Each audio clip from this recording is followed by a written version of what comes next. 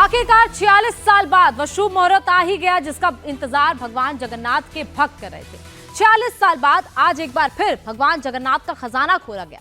इसके लिए उड़ीसा हाईकोर्ट के पूर्व जस्टिस विश्वनाथ रथ के नेतृत्व में 11 सदस्यीय मंदिर पहुंचे। आज रत्न भंडार में रखे जेवरातों को अस्थायी चेंबर में शिफ्ट किया जाएगा ताकि रेनोवेशन का काम किया जा सके। आपको बता दें कि साल 1978 से भगवान जगन्नाथ का रत्न भंडार बंद पड़ा था। खोलने की तमाम कोशिशें हुई लेकिन रत्न भंडार नहीं खुल सका। लेकिन 46 साल बाद भीतरी रत्न भंडार को खोला जा रहा है। तो प्रभु जगन्नाथ का रत्न भंडार आज आखिरकार खोला जा रहा है, जिसके लिए 11 सदस्यीय टीम बकायदा वहां पर पहुंची है और कई लोग जो रथ यात्रा में शामिल होने के लिए पहुंचे थे वो वहां पर और दिन रुके ताकि भगवान का ये रत्न भंडार खुलता हुआ वो देख सके। 46 सालों के बाद 14 जुलाई और आज गुरुवार 18 जुलाई जगन्नाथ पुरी मंदिर के भीतरी भंडार को खोली गई। 11 सदस्य की जो टीम है वो टीम सुबह 9 बजे से पहले ही मंदिर में प्रवेश किए और सुबह 9:51 पर मंदिर की भीतरी भंडार खोली गई। अब सबकी जानने की यही इच्छा है कि इस मंदिर के भीतरी भंडार में क्या क्या है। 2018 साल में ओडिशा विधानसभा में जो हिसाब किताब दिखाया गया था उसमें लगभग 12,831 भरी या फिर तोला सोना के गहने मिले थे। इसके साथ साथ लगभग 22,153 भरी या फिर तोला जो चांदी के आभूषण है वो चांदी के आभूषण मिले थे। तो इसके साथ साथ कई सारे मिथक भी है कि सभी घरों को तब खोला नहीं गया था, यानी कि 1978 में सभी घरों को नहीं खोला गया था। तो इसके हिसाब से और भी ज़्यादा सोना चांदी के आभूषण भगवान जी की हो सकती है। ऐसे ही यहाँ का जो गवेषक है, जो इतिहासविद है, उनका मानना है। तो सभी मिला के आज जो भी रत्न, जो भी भूषण, जो भी सोना, जो भी चांदी मिलेगा वो सभी को टेम्पोररी स्ट्रांग रूम में शिफ्ट कराया जाएगा और टेम्पोररी स्ट्रांग रूम में शिफ्ट करने के बाद ये जो भीतरी भंडार है वो आर्कियोलॉजी सर्वे ऑफ इंडिया को सौंपी जाएगी और वो लोग रेनोवेशन का काम करेंगे। रेनोवेशन के बाद जितने भी सोने चांदी मिलते हैं उनका गिनती की जाएगी। आपको बता दें कि महाप्रभु के रत्न भंडार को खोले जाने की मांग कई सालों से उठ रही थी। उड़ीसा विधानसभा चुनाव के दौरान भी ये बड़ा चुनावी मुद्दा था। बीजेपी ने अपने मैनिफेस्टो में रत्न भंडार खोले जाने का मसला भी शामिल किया था और सरकार बनते ही अपना वादा बीजेपी ने पूरा करते हुए 46 साल बाद भगवान जगन्नाथ का रत्न भंडार खोला। 14 जुलाई को पहली बार रत्न भंडार खोला गया था, लेकिन उस दिन भीतरी चैम्बर में रखे आभूषणों की गिनती नहीं हो पाई। तो ऐसे में आज दोबारा से अंदर के चैम्बर को खोला जा रहा है। 14 जुलाई 2024 को बाहर रत्न भंडार और भीतर रत्न भंडार श्री जगन्नाथ टेम्पल पुरी के खोला गया था। लेकिन बाहर रत्न भंडार उसी दिन 14 तारीख को बाहर रत्न भंडार के जो भी वैल्यूएबल्स हैं, ऑर्नामेंट्स हैं, उसको टेम्पोररी स्ट्रांग रूम में जो कि उसी कॉम्प्लेक्स में ही बनाए, मतलब मंदिर के अंदर ही बनाए, वहाँ शिफ्टिंग किया गया था। लेकिन समय अभाव के कारण जो भीतर रत्न भंडार के जो वैल्यूएबल्स ऑर्नामेंट्स हैं वो शिफ्ट नहीं हो पाया था, लेकिन खुल गया था। उसका जो ताला, जो चाबी था ट्रेजरी में, उससे खुला नहीं था। तो गवर्नमेंट का जो अप्रूव्ड एसओपी है उसी के हिसाब से हम लोगों ने उसको तोड़ के फिर अंदर गए थे। लेकिन उस दिन समय अभाव से हम लोग उस दिन वैल्यूएबल्स को शिफ्ट नहीं कर पाए थे। जो टेम्पोररी स्ट्रांग रूम है भीतर भंडार का, गवर्नमेंट अप्रूव्ड एसओपी है, वही एसओपी के तहत जो शिफ्टिंग होएगा। और शिफ्टिंग के बाद एएसआई कंजर्वेशन वर्क्स करेंगे जो ओरिजिनल रत्न भंडारस को, और जब कंजर्वेशन वर्क्स, रिपेयर, रेस्टोरेशन हो जाएगा उसके बाद जो वैल्यूएबल्स है वो फिर वहीं लाया जाएगा और वहाँ उसकी गिनती या फिर वैल्यूएशन जो एसओपी है उसी के हिसाब से किया जाएगा। आपको बता दें कि 3 साल पर रत्न भंडार को खोलकर उसे आभूषणों की जांच करने का नियम है। हालांकि इसके लिए उड़ीसा सरकार से इजाजत लेनी पड़ती है, लेकिन भीतरी चैम्बर की चाबी गुम हो जाने की वजह से 1978 के बाद से भीतरी चैम्बर नहीं खोला गया था। हर 3 साल में यह खोला जाना है, ये नियम होता है। बाकायदा उड़ीसा सरकार से इसकी इजाजत भी ली जाती है, लेकिन 46 साल तक इस रत्न भंडार को नहीं खोला गया। चाहे नियम भी था उसके बावजूद ये नहीं खोला गया। 2018 में भी ये मुद्दा उठा, लेकिन उसके बाद विधानसभा विधानसभा चुनाव के दौरान ये मुद्दा काफी ज्यादा गर्मा गया, जिसके बाद बीजेपी ने कहा था कि वो अपने मैनिफेस्टो में इस मुद्दे को शामिल करेगी। मैनिफेस्टो में शामिल भी किया गया और उसके बाद चुनाव जीतने के बाद इस वादे को पूरा करते हुए अब इस रत्न भंडार को खोला गया है। भगवान जगन्नाथ के भक्तों समेत तमाम लोग खजाने के रहस्य को जानने के लिए उत्सुक हैं। हर कोई ये जानना चाहता है कि आखिर खजाने के कितने रत्नाभूषण हैं, जिस पर से आज उस वक्त पर्दा उठ जाएगा जब वहां रखे सामानों की लिस्टिंग की जाएगी। दरअसल 1978 में रत्न भंडार खुला था, उसके बाद 70 दिन तक इसकी गिनती चली थी। इतनी बड़ी मात्रा में सोने चांदी के आभूषण, जेवर, रत्न, ये तमाम चीजें मिली थी, जिसकी वजह से 70 दिन लग गए थे। और इसके साथ साथ क्या गिना गया था वो भी आपको बताते हैं। 128 किलो सोने के आभूषण उस वक्त मिले थे और 221 किलो चांदी के आभूषण उस वक्त मिले थे, जिनकी बकायदा लिस्टिंग की गई थी। ऐसे में भगवान के रत्न भंडार में इतनी बड़ी मात्रा में सोने और चांदी के आभूषण और तमाम तरह के जेवरात मिलते हैं। रत्न भंडार का भीतरी चैम्बर जो लोगों के लिए रहस्य बना हुआ है, उसमें करीब 74 सोने के आभूषण हैं। प्रत्येक आभूषण का वजन लगभग 100 तोला है और इसके अलावा हीरे, मूंगा, मोतियों से भी कई बनी प्लेटें हैं और 140 से ज्यादा चांदी के भी आभूषण है। तो 74 सोने के आभूषण और हर आभूषण का वजन लगभग 100 तोले का है। सोने के आभूषणों के साथ साथ वहां पर हीरे, मूंगा, मोतियों और साथ ही साथ 140 से ज्यादा चांदी के आभूषण भी भीतरी चैम्बर के अंदर हैं। तो ये वो बाकायदा डिटेल है जो भगवान के रत्न भंडार के अंदर मिल रही है।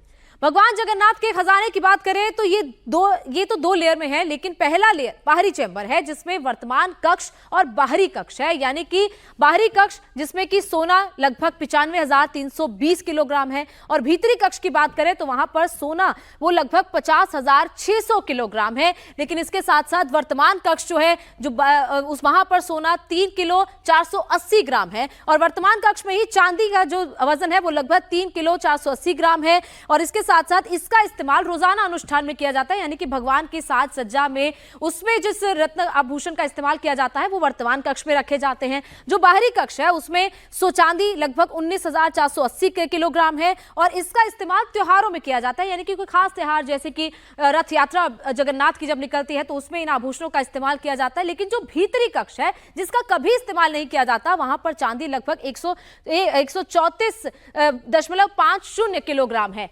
आपको बताते हैं कि कैसे भगवान जगन्नाथ का खजाना कैसा होता है, किस तरीके से कहाँ रखा जाता है। जगन्नाथ मंदिर के नॉर्थ साइड में दरअसल ये रत्न भंडार होता है और इस रत्न भंडार के 2 चैम्बर यानी कि बाहरी और भीतरी चैम्बर होते हैं। नॉर्थ साइड में इस रत्न भंडार के 2 चैम्बर्स होते हैं और लगभग ये जो उनकी चौड़ाई होती है, लंबाई होती है, वो 8.79 मीटर ये लंबा होता है और इसके साथ साथ 6.74 मीटर इसकी चौड़ाई होती है।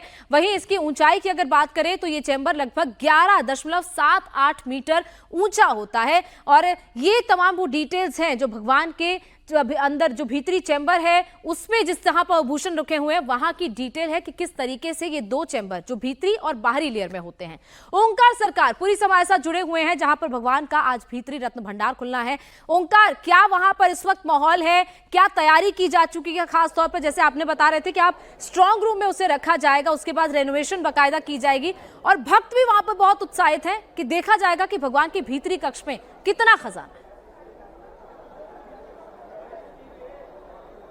जी देखिए, सुबह को 9:51 पर जो शुभ मुहूर्त निकला था उसी शुभ मुहूर्त में ताला दोबारा से खोला गया, यानी कि 14 तारीख के बाद 18 तारीख आज गुरुवार को खोला गया ताला। और अभी भी जो 11 सदस्य की टीम है वो टीम अंदर ही है। ये मंदिर का सिंह द्वार है जो कि पूर्वी दिशा में है और ये मंदिर इसके अंदर से ही 11 सदस्य की जो टीम है वो टीम अंदर गई और रत्न भंडार खोलने का जो काम है वो काम किया गया।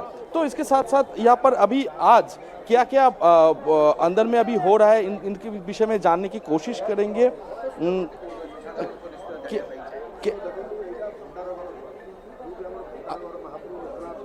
आप क्या बातचीत करने की कोशिश कर रहे थे? तो जैसे कि मैं दिखाना चाहूँगा जो रथ पर जब भगवान विराजमान है तो यहाँ पर कई लाखों तादादों में श्रद्धालु यहाँ पर हाजिर है और वो भी जानने की कोशिश में है कि भगवान जगन्नाथ देव के जो भीतरी भंडार है उसमें आखिर क्या क्या है। तो यहाँ पर जितने भी श्रद्धालु हैं उनसे बात करने की कोशिश करेंगे। कहाँ से आ रहे हो आप? अब बलांगीर से आया हूँ। अच्छा, आज तो रत्न भंडार खोली जा रही है, क्या हाँ। कहना है? हाँ, रत्न भंडार तो खोला जाता है, तो हम तो नहीं देख पाते हैं। हाँ, उसे एडा देवी लोग भी ताना बहुत भीड़ है। हाँ, तो हम भी क्या ताना कहना बहुत चाहेंगे दादा? खुश रहे। जो क्या है अच्छा क्या है वो। अच्छा, क्या आप लोग जानने की इच्छा है कि जरूर जरूर जरूर जानने की बहुत भंडार में इच्छा है। क्या क्या है? मालूम तो नहीं है ना, हाँ, वो जानने के लिए तो वेट किया था हमने। जी जी। आप लोग क्या दीदी क्या कहना चाहेंगे? क्या कहना चाहेंगे? नहीं, वो भीतर नहीं छोड़े हैं, ओंकार तो खोला है, जी। वो आए, ठीक है, अच्छा है।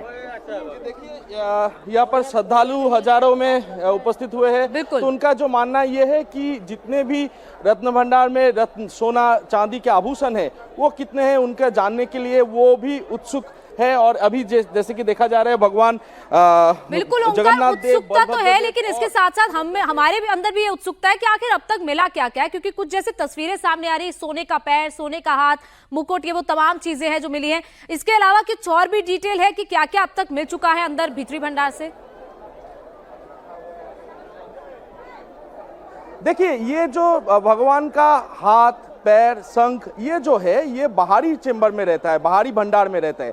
बाहरी भंडार का दोनों पार्ट है, एक जो रेगुलर यूज के लिए किया जाता है, भगवान जी का श्रृंगार के लिए डेली यूज के लिए किया जाता है, और दूसरी एक चेंबर है जिसमें खास मौके पर वो सोने चांदी का आभूषण निकाला जाता है। जैसे कि कल जैसे कि सोनाभेष था, तो सोनाभेष में देखा गया है कि भगवान जगन्नाथ देव, बलभद्र देव और सुभद्रा देवी का जो हाथ, पैर, शंख, ये सब जो है वो निकाला गया और उनसे श्रृंगार किया गया।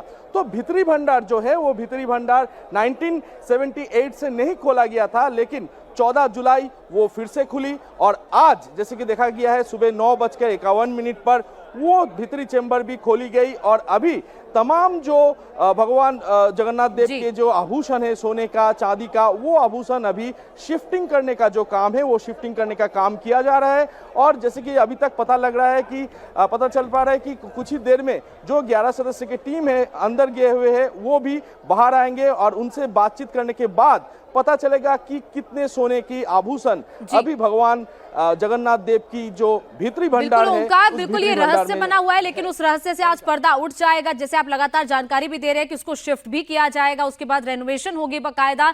ऐसे में हर किसी की उत्सुकता आज शांत हो जाएगी जब पता चल जाएगा कि आखिर भीतरी कक्ष में क्या है। बहुत बहुत शुक्रिया ओंकार पूरी जानकारी के लिए। अब एक ऐसी खबर जिससे सबक लेने की जरूरत हर किसी को है। सोशल मीडिया पर चंद लाइक और फॉलोअर्स के लिए लोग कैसे अपनी जान से खिलवाड़ करते हैं, इसका एग्जाम्पल महाराष्ट्र के रायगढ़ जिले में देखने को मिला। महाराष्ट्र के रायगढ़ जिले में कुंभ झरने से गिरने से एक युवती की मौत हो गई। युवती की पहचान अन्वी कामदार के रूप में हुई। अन्वी अपने दोस्तों के साथ बारिश में झरने के पास घूमने गई। वहीं इंस्टाग्राम पर ट्रैवलिंग से जुड़े अपडेट साझा करने वाली इन्फ्लुएंसर अन्वी कामदार की दर्दनाक मौत हो गई। मुंबई के पास रायगढ़ में एक झरने की सुंदरता पर रील बनाने की कोशिश में अन्वी 300 फीट गहरी खाई में गिर गई और फिर उसकी जान चली गई। तो किस तरीके से सोशल मीडिया के लिए रील बनाने के लिए एक लड़की की जान चली गई। दर्दनाक हादसा महाराष्ट्र के रायगढ़ में हुआ है, जहां पर एक ट्रैवल इन्फ्लुएंसर किस तरीके से रील बनाने के लिए झरने के पास पहुंची, लेकिन उसी वक्त बैलेंस बिगड़ा और 300 फीट खाई में वो जाकर गिरी, जिसके बाद उस लड़की की मौत हो गई। पेशे से चार्टर अकाउंटेंट थी अन्वी कामदार, एक ट्रैवल इन्फ्लुएंसर भी थी। सोशल मीडिया पर उसके लाखों फॉलोअर्स भी हैं।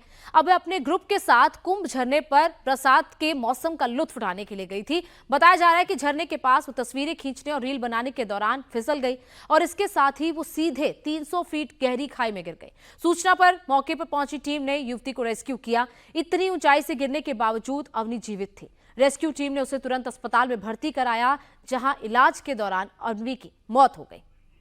तो किस तरीके से रील बनाना अन्वी को भारी पड़ गया है, वो इस तस्वीर से आप देख सकते हैं। सतत संपर्क चालू होता की तुम्ही स्पॉटवर पोहोचलात का, किंवा काय कंडिशन आहे, किती खाली गेले, काय झालंय, सगळं डिटेल्स द्या.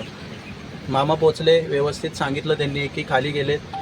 कॅज्युअलिटी जवळजवळ 300-350 फूट खाली आहे आणि इंज्युअर्ड आहे आणि जिवंत आहे.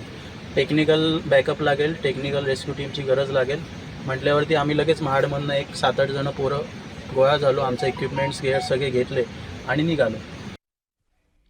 जैसा अन्वी को ट्रैवलिंग का शौक था, उसने अपने इसी जुनून को करियर भी बना लिया था। अन्वी के इंस्टाग्राम अकाउंट पर ट्रैवलिंग से जुड़े कई ब्लॉग हैं जिसमें वो नई नई जगहों को एक्सप्लोर करती नजर आती है, लेकिन किससे पता था कि उसका ये शौक उसकी जान ले लेगा। अन्वी ने इंस्टाग्राम पर अपने बायो में खुद का परिचय देते हुए यात्रा जासूस लिखा है। अन्वी को ट्रैवलिंग के साथ अच्छे जगहों पर जानकारी देने का शौक भी था। अन्वी 16 जुलाई को अपने 7 दोस्तों के साथ झरने की सैर पर निकली थी, जब अन्वी वीडियो शूट करते समय एक गहरी खाई में गिर गई। स्थानीय अधिकारियों ने तुरंत आपातकालीन स्थिति पर प्रतिक्रिया दी और एक बचाव दल घटनास्थल पर पहुंचा। तट रक्षक बलों के साथ महाराष्ट्र राज्य विद्युत बोर्ड के कर्मचारी से अतिरिक्त सहायता मांगी गई, लेकिन अन्वी को नहीं बचाया जा सका। रेस्क्यू टीम ने रस्सी की मदद से अन्वी को बाहर निकाला, लेकिन अन्वी कामदार ने अस्पताल में दम तोड़ दिया। आज या ठिकाणी मुंबईवरनं 5-6 मित्रमैत्रिणी एकत्र आले होते। त्यांच्यापैकी तन्वी दामदार नावाची ही जी मुलगी आहे 27 वर्षाची, ती सकाळी धबधब्याच्या आपल्या ह्या कठड्यावरनं खाली दरीमध्ये कोसळली। जवळपास 300-350 फुटावरती खाली कोसळली होती। आम्हाला माहिती मिळाली, तात्काळ आम्ही शेलार मामा रेस्क्यू टीम, सिस्कॅप, पोलार्डची टीम आणि दर्शनची, चिंतनची, महाडची टीम, या सगळ्या रेस्क्यू टीम्सला आम्ही इकडे कॉल केला। या सगळ्या रेस्क्यू टीम इकडे आल्या आणि अतिशय काहीही कुठलं आपल्याला काही दिसत नव्हतं सर, विजन नव्हतं, पाऊस पडत होता खूप सारा आणि खूप सारं धुकं होतं। अशा या सगळ्या परिस्थितीमध्ये सुद्धा या सगळ्या रेस्क्यू टीमच्या या सगळ्या यंगस्टरनी खूप चांगलं स्वतःचा जीव जोखीममध्ये टाकून या लोकांनी त्या मुलीला रेस्क्यू केलेला आहे आणि ती टीम आता, मुलगी जी आहे आता आपण तिला बाहेर काढून उपचारासाठी हॉस्पिटलला पाठवलं। अन्वी कामदार ट्रैवल ब्लॉग के साथ साथ फूड के वीडियो भी सोशल मीडिया पर शेयर करती थी। इंस्टाग्राम के वीडियो में वो अपने दोस्तों के साथ घूमते और फूड ब्लॉगिंग करते हुए नजर आती थी। अब आपको बताते हैं कि आखिर अन्वी कामदार है कौन।